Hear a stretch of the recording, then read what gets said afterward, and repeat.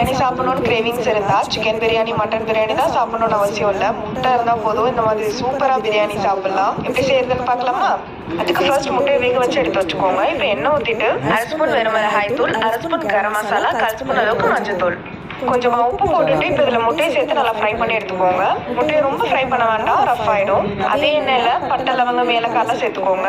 பிரியாணி இலை, அதுக்கப்புறமா ஒரு பெரிய சைஸ் வெங்காயம், 2 பச்சை மிளகாய், ஒரு கைப்பிடி அளவுக்கு புதினா சேர்த்து நல்லா வதக்கிக்கலாம். 1/2 ஸ்பூன் போல இஞ்சி போட்டு பேஸ்ட் சேர்த்துட்டு அதையுமே நல்லா வதக்கிட்டு 1 ஸ்பூன் அளவுக்கு வெறும் மிளகாய் தூள், 1/4 ஸ்பூன் அளவுக்கு கரம் மசாலா எல்லாமே நல்லா வதங்கினதும் 2 மீடியம் சைஸ் தக்காளி சேர்த்துட்டு ஒரு 2 டேபிள் ஸ்பூன் அளவுக்கு தயிர் ஆட் பண்ணிக்கலாம். நான் 1 கிளாஸ் அளவுக்கு பாஸ்மதி அரிசி எடுத்திருக்கேன். அதுக்கு 1.5 கிளாஸ் அளவுக்கு தண்ணி ஊற்றிக்கிறேன். கூடவே பிரியாணிக்கு தேவையான அளவுக்கு உப்பு போட்டுட்டு இப்போ நல்லா கொதிச்சு வரும்போது நம்ம ரைஸ் ஆட் பண்ணிக்கலாம். நம்ம ஃப்ரை பண்ணி வச்சிருக்க முட்டையும் இதோட சேர்த்துக்கோங்க. 2 விசில் வந்துட்டு ப்ரெஷர் ஃபுல்லாக போனது ஓப்பன் பண்ணிக்கலாம். அதனால் 1 ஸ்பூன் நெய் ஊற்றிட்டு மிக்ஸ் பண்ணிட்டு சும்மா அந்த முட்டையை வச்சு அந்த சாதத்தோடு வச்சு சாப்பிட்டீங்கன்னா அட்டகாசமாக இருக்கும். கண்டிப்பாக ட்ரை பண்ணுங்க. மறக்காம நம்ம சேனலை சப்ஸ்கிரைப் பண்ணிக்கோங்க. பாய்.